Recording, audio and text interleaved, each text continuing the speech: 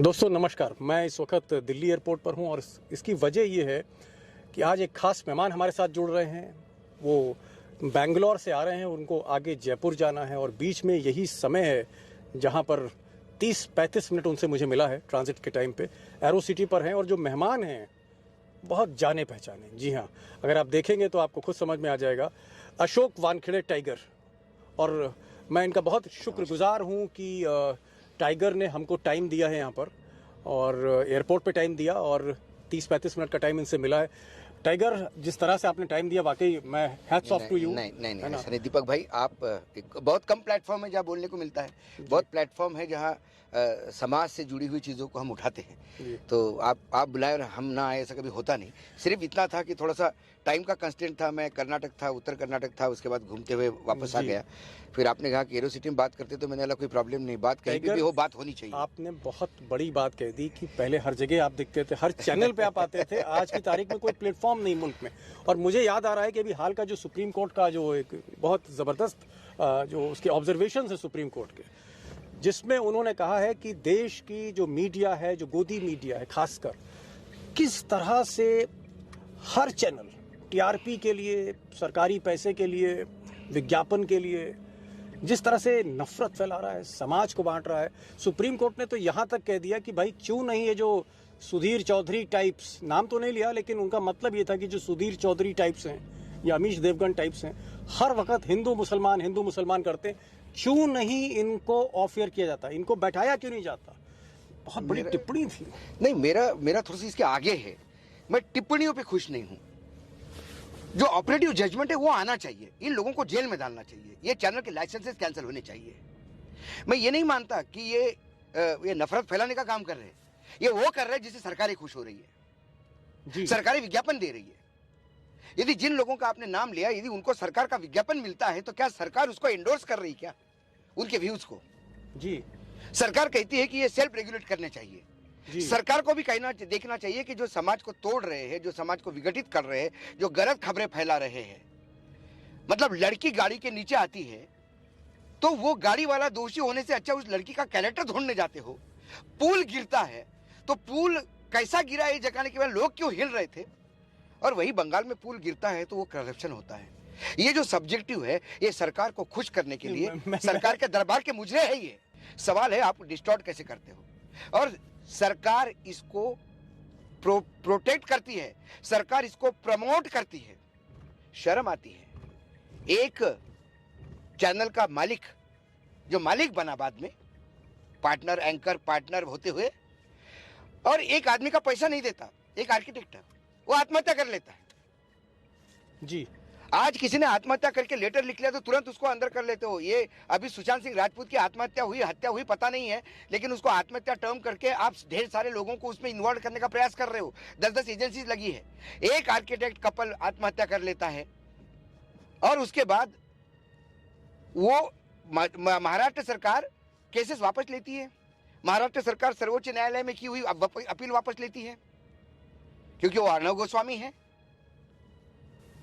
ये खेल क्या है? मतलब ये जो सुप्रीम कोर्ट के ऑब्जर्वेशंस है, आपको क्या लगता है कि एक तरफ प्राइम मिनिस्टर ऑफिस है, दूसरी तरफ न्यूज चैनल्स हैं और पैसा है बीच में, ये मीडिया क्या है? ये सब प्रेशर टैक्टिक्स है। यदि सर्वोच्च न्यायालय को करना है तो ऑपरेटिव जजमेंट में सर्वोच्च न्यायालय लाइसेंस कैंसिल करे। जी, एक जिस बात करें, सुदर्शन टीवी की बात करते हो, उसके 3-3, 4-4 बार स्ट्रिक्चर पास हुए हैं। उसके बाद जब सुदर्शन टीवी पे उन्होंने कहा कि पुलिस का एफआईआर करो, तो उसके ऊपर उसने सुप्रीम कोर्ट, सर्वोच्च न्यायालय के खिलाफ एक प्रोग्राम किया और सर्वोच्च न्यायालय शांत है। ऐसे चैनल के लाइसेंस कैंसिल क्यों नहीं करनी चाहिए? अल्टीमेटली न्यूज चैनल किसको कहते हैं? आप न्यूज चैनल हो या व्यूज चैनल हो, आप आपके व्यूज देते हो। ब्लैक एंड व्हाइट प्रोग्राम क्या है? ब्लैक ही ब्लैक है, व्हाइट क्या है उसमें? व्हाइट तो कुछ दिखता नहीं है। क्योंकि जो ब्लैक सरकार का जो काला चेहरा है, उसको सफेदी पोतने का काम ये लोग करते हैं। पत्रकारिता के फेस में भेड़िए है ये। शर्म आती है कई बार हमें अपने आप को भी पत्रकार कहने में, क्योंकि ऐसे लोग बड़े बड़े चैनलों पे, बड़ी बड़ी तनख्वाह पे।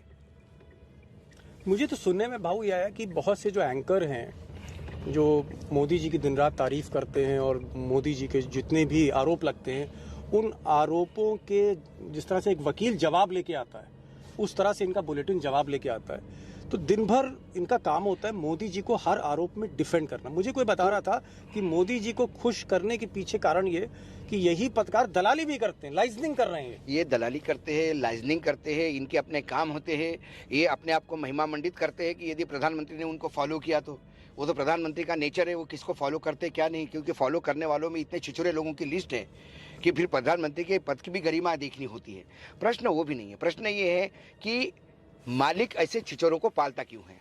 एक चीज़ टाइगर, एक ऐसी बात भी आ रही है कि कहीं ना कहीं जितने भी चैनल्स हैं गोदी मीडिया के, आप नाम लेते जाइए, प्राइम मिनिस्टर ऑफिस, उसमें कुछ लोग बैठते हैं जैसे हिरेन जोशी हैं, उनका जो मोदी जी का मीडिया का काम देखते हैं, लोग कहते हैं कि बाकायदा व्हाट्सएप पे वो बताते हैं कि आज ये खबर करनी है, आज इस खबर को ऐसे डिफेंड करना है, राहुल गांधी जो है उसकी खबर नहीं चलेगी, फलाने की खबर चलेगी। अगर ये सारा एजेंडा प्रधानमंत्री का कार्यालय देख रहा है और ये कठपुतली की तरह जितने भी एंकर हैं ये नाच रहे हैं, ये देश किधर जा रहा है? नहीं तो पत्रकारिता रही कहाँ है, ये धंधा हो गया है। और वर्तमान में ये है कि प्रधानमंत्री की जितनी आप तारीफ करोगे, भारतीय जनता पार्टी का जितना आप डिफेंड करोगे, कई बार तो मेरे एंकर्स के साथ तू मैं इसीलिए होती है चैनल पे, और मैं तो लाइव में उतार देता हूँ, क्योंकि जब चुनाव के नतीजे आ गए, मैं टीवी 18 पे था, वो कोई अमन करके वो था, अमन चोपड़ा एंकर था। उसने कहा कि देखिए कांग्रेस को सेलिब्रेशन ही नहीं आता, हिमाचल में जीत गए लेकिन कांग्रेस में मायूसी सही हुई, कोई सेलिब्रेशन नहीं करता। मैंने बोला आपने हिमाचल के सेलिब्रेशन के कितने शॉट्स दिखाए? हिमाचल में लड्डू बैठ रहे, हिमाचल में भांगड़ा कर रहे, हिमाचल में ढोल ढमाके बज रहे, आतिशबाजी हो रही है, आपने दिखाया उसको? आपको तो गुजरात से फुर्सत नहीं, आप तो दिल्ली का भी नहीं बता सकते। आप दिल्ली का नहीं बता रहे, आप दिल्ली का बताओगे तो कांग्रेस पे टूट पड़ोगे कि कांग्रेस दिल्ली में समाप्त हो गई है, लेकिन आप दिल्ली में बीजेपी हारी इस पे नहीं बात करोगे, क्योंकि आपको एक नरेशन बिल्डअप करना है, क्योंकि जो कुछ भी जीत है वो सिर्फ गुजरात की है। तो मैंने बोला क्या बीजेपी सिर्फ गुजरात तक सीमित है? तो बोले अरे वानखड़े जी आप नाराज हो गए, आप एकदम ये हो जाते। बोले मैं नाराज नहीं हो गया, मैं बीजेपी का स्पोक्स पर्सन नहीं हूँ या कांग्रेस का स्पोक्स पर्सन नहीं हूँ। तुम नाराज हो जाते हो, तुम उत्तेजित हो जाते हो क्योंकि तुम पार्टी के स्पोक्स पर्सन हो।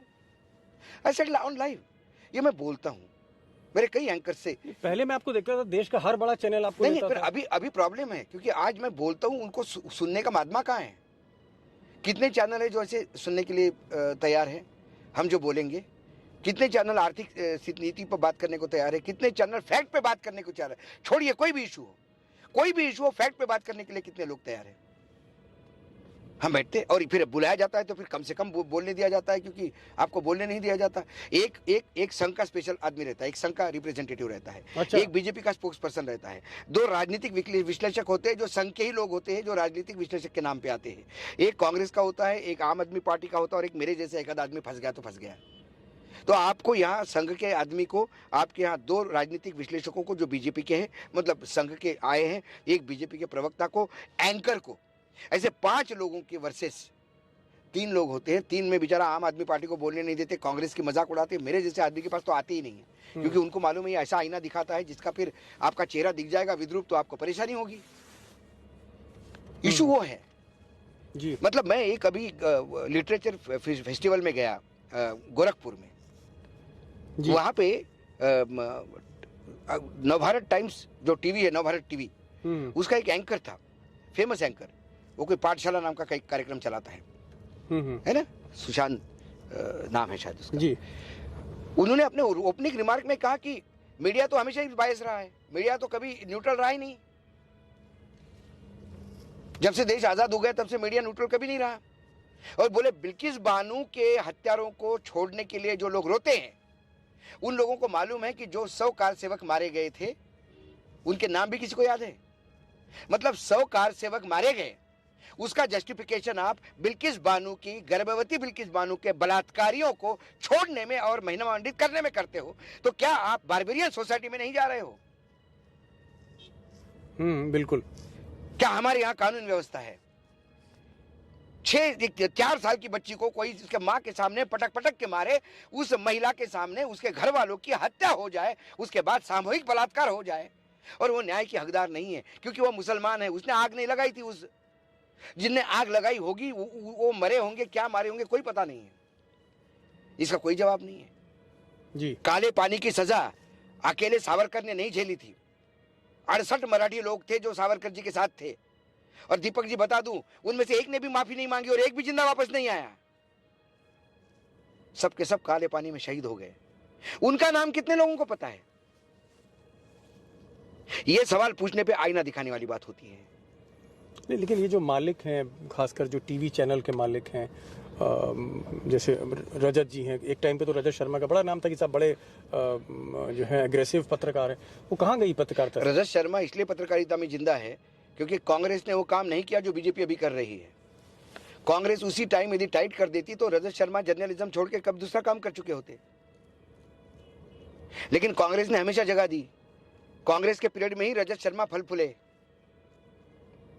जी, लेकिन आज तक तो बहुत, मैंने भी वहाँ 15 साल काम किया है, आज तक में अरुण पुरी और जो पुरी फैमिली है वो तो बहुत ही निष्पक्ष एक ज़माने में हुआ करती थी। लेकिन मैं देखता हूँ कि हर कवर स्टोरी मोदी जी पे होती है, हर बार कहते हैं कि मोदी जी सबसे powerful man of the year. पैसा किसको अच्छा नहीं लगता? मैंने कहा ना आपको, ये बिजनेस है, this is business. Channel and media houses are a business, they no more have any social responsibility. तो हम लोग क्या बेवकूफ़ हैं जो मतलब इतना रिस्क लेके खबर कर रहे हैं? नहीं तो हमको तो मैंने बोला ना, पीले चावल आपको देने कोई नहीं आया था, मुझे देने कोई नहीं आया था। We are in journalism by choice, we are in journalism with a mission. इसलिए जब यूपीए की सरकार होती है तो हम उस सरकार पे सवाल उठाते हैं तो भाजपा वाले कहते हैं कि इनके से बढ़िया देखिए वरिष्ठ पत्रकार अशोक वानखड़े ईमानदार है, क्या बात कर रहा है, देखिए 2G पे बात कर रहा है अशोक जी, कोयला घोटाले पे बात कर रहा है अशोक जी, आप जवाब दीजिए उसका। आज अशोक जी कांग्रेसी हो गया क्योंकि मैं उनको सवाल पूछता हूं। अशोक जी बदले नहीं हैं, दीपक शर्मा नहीं बदला है, टेबल उधर बदल गई सर। आप विपक्ष में थे, आप सत्ता में आ गए, आपकी जवाबदेही है जो आप नहीं दे रहे हैं, इसलिए आपको तकलीफ हो रही है। मुझे याद आ रहा है कि जब सलमान खुर्शीद का मैंने और मेरी टीम ने स्टिंग किया था और एक्सपोज किया था सलमान खुर्शीद को, यही अर्नब गोस्वामी सलमान खुर्शीद को डिफेंड कर रहे थे। तब उनके दलाल, सरकार उस वक्त कांग्रेस की थी। ये सत्ता के दलाल है, इनका कोई माय बाप नहीं। हम सत्ता के दलाल नहीं हैं, हम जनता के प्रति, इस देश के प्रति समर्पित हैं। यदि जनता का नुकसान होता है, यदि देश का नुकसान होता हमें दिखाई देता है तो हम आवाज उठाते हैं। जनता की पीड़ा यदि दिखाती है तो मैं आवाज उठाऊंगा। 81 करोड़ लोग आज 5 किलो के अनाज पे यदि जिंदा रहते हैं तो मैं आवाज उठाऊंगा। दीपक जी, कभी 5 किलो अनाज जो मिलता है ना, ला के देखिए घर में। हम 5 किलो अनाज करते हैं ना जी, किसी से, जिसको 5 किलो अनाज मिल गया उसके घर से 1 किलो गेहूं ले आइए, पैसे दीजिए उसको 1 किलो के, उसकी रोटी बना के खाइए आप, आपको समझ में आ जाएगा देश की स्थिति में है। खुद शरबती गेहूं की रोटियां खाने वाले 81 करोड़ की दुहाई देते हैं। 81 करोड़ लोगों को हम खाना खिला रहे हैं। क्या खिला रहे हैं आप? देखा आपने कभी जाके? बहु एक चीज़ आपसे और मैं पूछना चाह रहा था, और मैं, क्योंकि आप कई ओपिनियन पोल्स में बैठते आए हो पिछले 10-15 साल में टीवी चैनल्स में, और ये जो एग्जिट पोल वगैरह आते हैं, अभी जैसे हिमाचल का चुनाव हो रहा था और गुजरात का चुनाव था, हिमाचल के चुनाव में बहुत से ऐसे चैनल थे जिन्होंने दिखाया कि BJP neck and neck fight कर रही है, और बहुत से चैनल्स ने कहा कि साहब बीजेपी हिमाचल भी जीतेगी और गुजरात भी जीतेगी, और एमसीडी में भी उनको बहुत वो दिखाया। लेकिन पता लगा जब नतीजा आया तो हिमाचल प्रदेश में बीजेपी मुंह के बल गिर गई। देखिए, तो ये ओपिनियन पोल क्या opinion poll is a tool for propaganda. जी, देखिए, ओपिनियन पोल से आप एक माहौल बनाने का प्रयास करते हो। हमारे यहाँ हमेशा 2 से 3% मत जो है वो फेल सीटर होते हैं। उनका होता है कि कोई जीतने वाले को दे दो यार, वोट वेस्ट नहीं करो। ये नया मतलब सोच क्यों है पता नहीं, वेस्ट हो जाता वोट, जीतने वाले को दो। तो उन लोगों के माइंड सेट पे ये लगातार बम्बार्डिंग किया जाता है, ये जीत रही है, ये जीत रही है, ये जीत रही है जी। और फिर वो लोग टर्न होते हैं तो थोड़ा सा कई बार फर्क भी पड़ता है, हारी हुई बाजी लोग जीत जाते हैं, ऐसा भी हमने देखा है जी। और कई बार ऐसा होता है कि लोग नहीं सुनते, तब इनकी क्रेडिबिलिटी क्या है? मतलब कई बार मुझे ताज्जुब लगता है कि वो बड़े उतने ही उत्साह से वो डिफेंड भी करते हैं अपने आप को जी, कि हमारा जो वोट शेयर है वो कैसा गड़बड़ा गया और क्यों गड़बड़ा गया। मैं अभी सुदर्शन टीवी पर भी बात करूंगा कि सुदर्शन टीवी जिस तरह से एक प्रोपोगंडा कर रहा है, और सुप्रीम कोर्ट हो, दिल्ली पुलिस हो, उसके एंकर, उसके मालिक के साथ कैसे दबते हैं, इस पर बात करूंगा। एक छोटा सा मैं कह रहा हूँ 1-2 मिनट का बस ब्रेक, जो आपके लिए सिर्फ 2 सेकंड का होगा, तुरंत हाजिर हो रहा हूँ।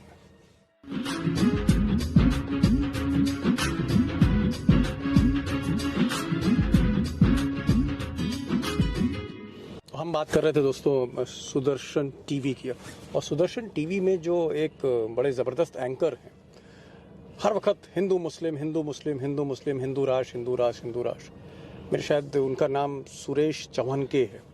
अब ये सुरेश जी जो हैं, इनका मामला जो है वो दिल्ली पुलिस में पहुंचा, तो दिल्ली पुलिस क्योंकि नरेंद्र मोदी साहब की अंडर में आती है, अमित शाह के अंडर में आती है, तो दिल्ली पुलिस ने पाँव खींच लिए। उसके बाद सुप्रीम कोर्ट में मामला आया, सुप्रीम कोर्ट ने दिल्ली पुलिस से कहा, और ये बात सामने आई कि उनके प्रोग्राम में जो बातें थीं वो एडवर्स थीं। ये क्या है सुरेश चौहानके, क्या बहुत बड़े पत्रकार हैं क्या ये दुर्भाग्य है, ये महाराष्ट्र का है। आपके स्टेट का? हमारे स्टेट का। मराठी में पत्रकारिता की बहुत ऊंचे मापदंड है। तो महाराष्ट्र ने टाइम्स ऑफ इंडिया में थे? अरे कोई नहीं, ये नगर जिले के बहुत ही छिछोरे पत्रकार हैं। नगर जिले में कोई किसी अखबार में, वर्तमान पत्र में काम कर रहे थे। ये दिल्ली आए, इन्होंने बीजेपी का फंडिंग करके और बाकी नेताओं से मिलके एक चैनल शुरू किया जिसको सुदर्शन नाम दिया जी। तो पहले ये बोला जाता था, मार्केट ये हो रहा था कि एक संघ का चैनल है। उस जमाने में सुदर्शन साहब आरएसएस के चीफ हुआ करते थे, सुदर्शन जी के नाम पे। फिर बाद में वो सुदर्शन चक्र क्या क्या करके, और कई नेताओं को इन्वॉल्व करके इन्होंने चैनल चालू किया। कई लोगों की टोपियां भी पहनाई, कुछ पुलिस केस भी है, कुछ वीडियोस भी है। एक महिला ने तो शारीरिक शोषण करने का भी आरोप लगाया था, तो उसके वीडियोस भी दिए थे, बेडरूम के वगैरह वगैरह। सुरेश चौहान के साथ यदि आज पत्रकारिता के तौर पर यदि कोई आप सीरियस डिस्कशन करोगे तो आदमी बात नहीं कर पाएगा, सिवाय हिंदू मुसलमान की उसको कुछ बात करनी नहीं आती। और उसने वो स्लॉट पिकअप कर लिया जो बीजेपी को सूट होता है, इसलिए उसको फंडिंग भी मिलता है। लेकिन टीआरपी में वो कहीं नहीं है, चैनलों में कहीं नहीं है। लेकिन इसके पहले उन्होंने आईएएस ऑफिसर्स में मुसलमान कैसे घुस रहे और मुसलमान आईएएस बन के सर्वोच्च न्यायालय ने उस पर भी टिप्पणी की थी। उसके बाद ये उनका ये जो इतने भयावह ये होते हैं वीडियोज होते हैं, उसको लेके सर्वोच्च न्यायालय ने अभी एफआईआर करने के लिए बोली। लेकिन सर्वोच्च न्यायालय ने जब बोला उनको, उनके खिलाफ ये टिप्पणी की, उसके बाद उन्होंने सर्वोच्च न्यायालय पे भी एक प्रोग्राम किया, सुप्रीम कोर्ट। हाँ, कि ये न्यायालय भी मुसलमानों को छोड़ता है और हिंदुओं को पकड़ रहा है। इतनी हिम्मत कैसे? हिम्मत नहीं, क्योंकि एक्शन कोई लेता नहीं। एक बार सर्वोच्च न्यायालय ऑपरेटिव जजमेंट दे स्ट्रिक्चर्स के बजाय। यदि 2 चैनल के लाइसेंस कैंसिल हो जाते हैं जी सर्वोच्च न्यायालय से जी, बाकी एक लाइन में सही हो जाएंगे। हमारे यहाँ प्रॉब्लम है, नेता भी बोलता है, न्यायालय भी बोलता है, और ये लोगों तो लगातार बोल रहे हैं, हम भी बोल रहे हैं, एक्शन कोई नहीं कर रहा है। सर्वोच्च न्यायालय को ये नहीं चाहिए कि इनको ऑफ एयर करे, सर्वोच्च न्यायालय को चाहिए the licence of this channel has been suspended forever जी, और मालिकों पे कार्रवाई होनी चाहिए। मालिकों पे कार्रवाई होनी चाहिए। 2 लोग जेल में चले गए, बाकी लोग लाइन पे सड़क खड़े हो जाएंगे। कैसे हिंदू मुसलमान करते हैं जी। तो ये जो सब्जेक्टिव चीजें हैं, इन लोगों की वजह से चीजें एकदम डिस्टॉर्ट होती है। आपने इतने साल टेलीविजन में काम किया, न्यूज़ जर्नलिज्म में रहे, प्रिंट में रहे, हर चैनल में आप आते थे, अब नहीं आते हैं आप, खैर जब से सरकार आई है। जैसे लोग कहते हैं सुधीर चौधरी के बारे में मैंने सुना है कि साहब एक आज तक में जो कलीपुरी हैं, उन्होंने कहा कि ऐसा पत्रकार तो बहुत मुश्किल से पैदा होता है। मतलब जैसे उनका ये कहना हो कि आज की तारीख में सुधीर चौधरी से बड़ा कोई पत्रकार नहीं, आज तक का कहना, इसलिए हमने इनको जी से हम आज तक मिल रहा है। ये शायद मार्केटिंग की होगी, लेकिन आज तो तक क्या वाकई आज तक के लिए एक बहुत बड़ी आज तक के जो अंदर काम, तो हिनूर मिल गया सुधीर चौधरी को। देखिए, आप भी आज तक में काम कर रहे थे, मैं भी बहुत सारे लोगों को जानता हूँ। अंदर की बात पूछो तो उस प्रोग्राम का टीआरपी रेटिंग इतना नहीं है जितना होना चाहिए। नहीं तो फिर था क्या, कितना बड़ा आदमी? देखिए क्या होता है, आप कैसे रेट करेंगे सुधीर चौधरी को? एक बात बताऊं, ये नेताओं के रखेल है जो चैनलों में रखते हैं, चैनल पाल रहा है इनको नेताओं की अय्याशी के लिए। अब नेताओं की अय्याशी कौन सी? अय्याशी के मायने शारीरिक सुख नहीं कह रहा हूं मैं, अय्याशी के मायने तुम्हारा जो कुकर्म है उसके ऊपर पर्दा डालना और आपकी लगातार पब्लिसिटी करते रहना। इसलिए नेता फोन करके अपॉइंटमेंट करवाता है चैनलों में। टाइगर, एक चीज़ मैं और देख रहा हूँ, आज की तारीख में जितने भी चैनल्स हैं, 80% चैनल टीवी 18 के हाथ में है। टीवी 18 मतलब मुकेश अंबानी आज की तारीख में हिंदुस्तान के सबसे बड़े टाइकून हैं, आप सुपर संपादक कह सकते हैं उनको। और अब गौतम अडानी जो हैं वो भी आ गए हैं, एनडीटीवी उन्होंने ले लिया है, और भी गौतम अडानी चाह रहे हैं टाइम्स ऑफ इंडिया भी उनको मिल जाए, एक और बड़ा अखबार भी मिले, और हो सकता है वो खरीदें भी, बातचीत चल रही होगी, इसमें मुझे ज़्यादा जानकारी नहीं है। लेकिन 2014 से पहले जब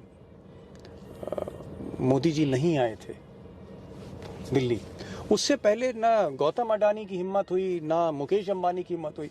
ये सिलसिला 2014 के बाद क्यों शुरू हुआ कि देश का नंबर 1 आदमी उस वक्त मुकेश अंबानी, वो खरीदने लगा सारे मीडिया को, और आज की तारीख में जो नंबर 1 आदमी है वो टीवी सारे चैनल खरीद रहा है। ये जो अडानी अंबानी है, इनकी हिम्मत मोदी जी के आने के बाद क्यों हुई? देखिए, अटल जी के टाइम पे क्यों नहीं? 2 चीजें, मनमोहन सिंह के टाइम पे क्यों नहीं? 2 चीजें हैं कि तब मीडिया का यूज सरकार नहीं कर रही थी इतना। हमने देखा कि नेता का कोई खास आदमी हो तो लोग जाके उसी के चरण छूते हैं कि भैया ये कहो तो नेताजी का काम हो।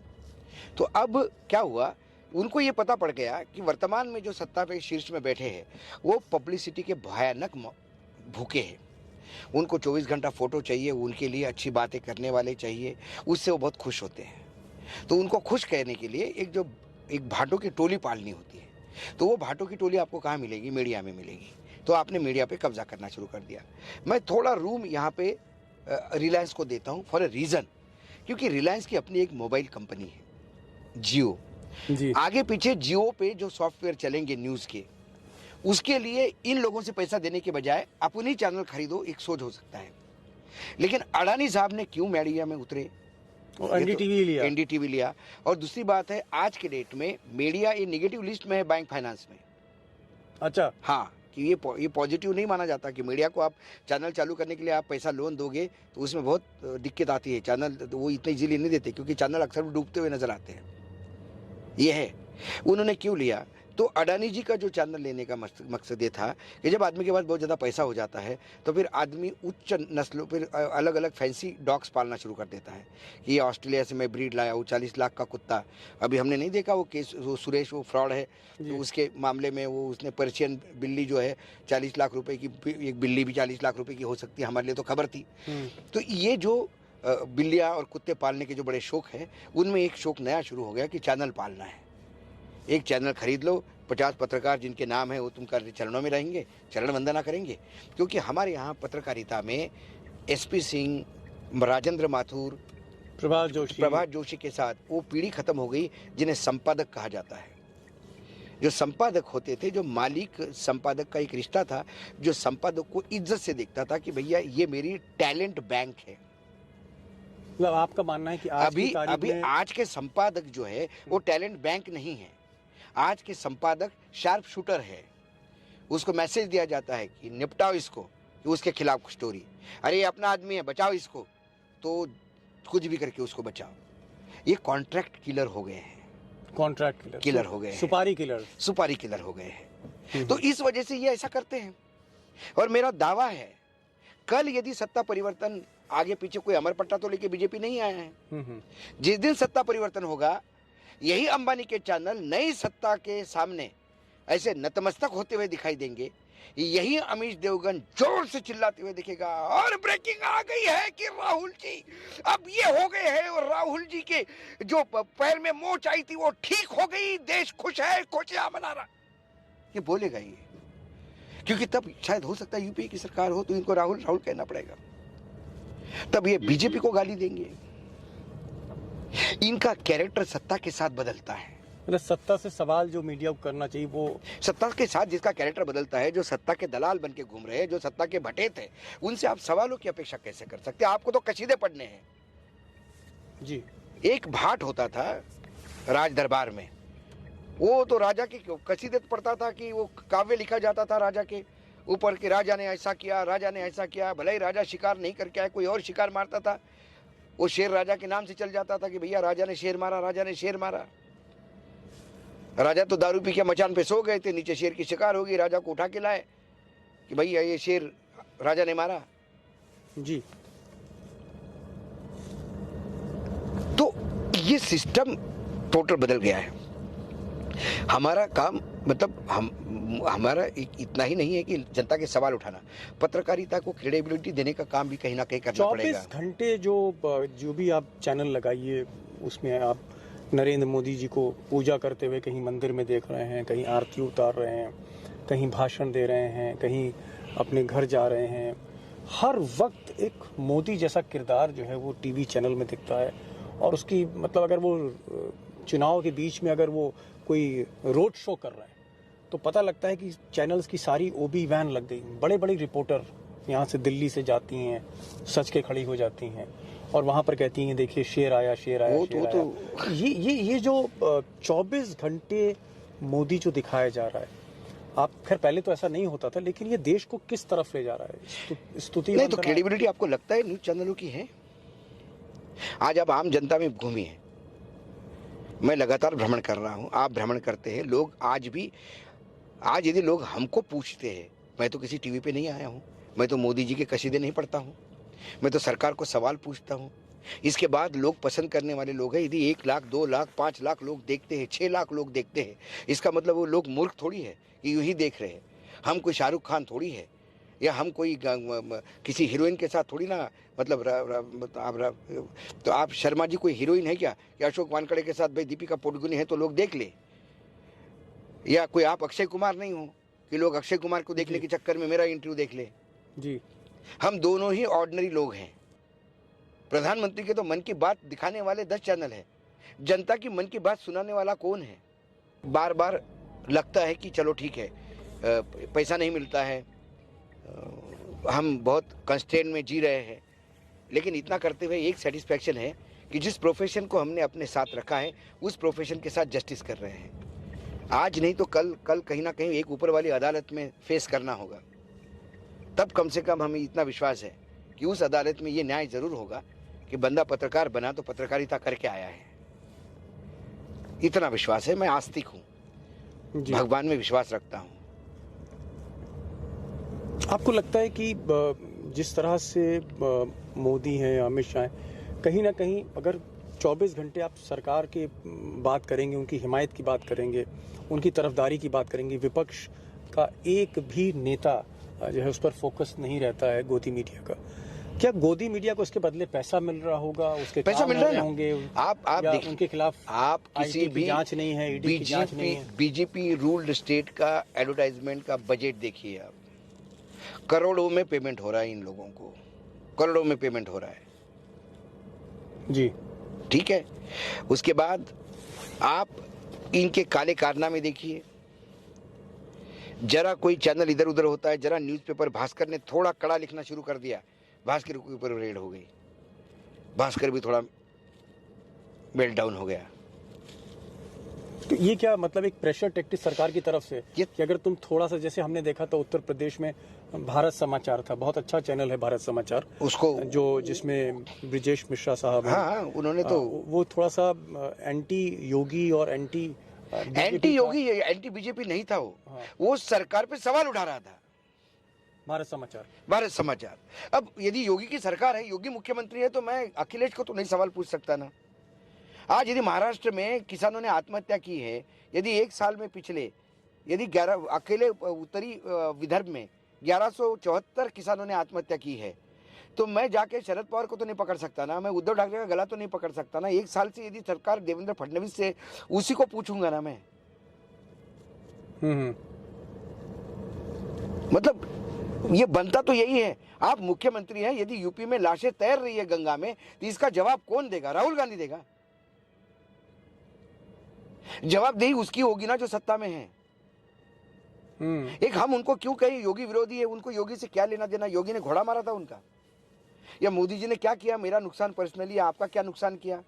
हम मोदी विरोधी नहीं हैं, हम सरकार को सवाल पूछते हैं जिस सरकार में मोदी मुखिया है। इनकम टैक्स का छापा पड़ गया, भारत समाचार को घेरने की कोशिश की, बहुत क्या है, और दैनिक भास्कर को भी घेरने की कोशिश की। बिल्कुल होता है। तो ये तो भाई देखिए, एजेंसियों का ईडी पीछे लग गई, एजेंसियों का यूज तो खुल के हो रहा है, खुल के हो रहा है। तो हम क्या समझे कि भारत समाचार पर जो कार्रवाई हुई या भास्कर पे कार्रवाई हुई, ये एक मैसेज है कि अगर तुम जरा सा बाकी लोगों को मैसेज है कि आप अपने औकात में रहो।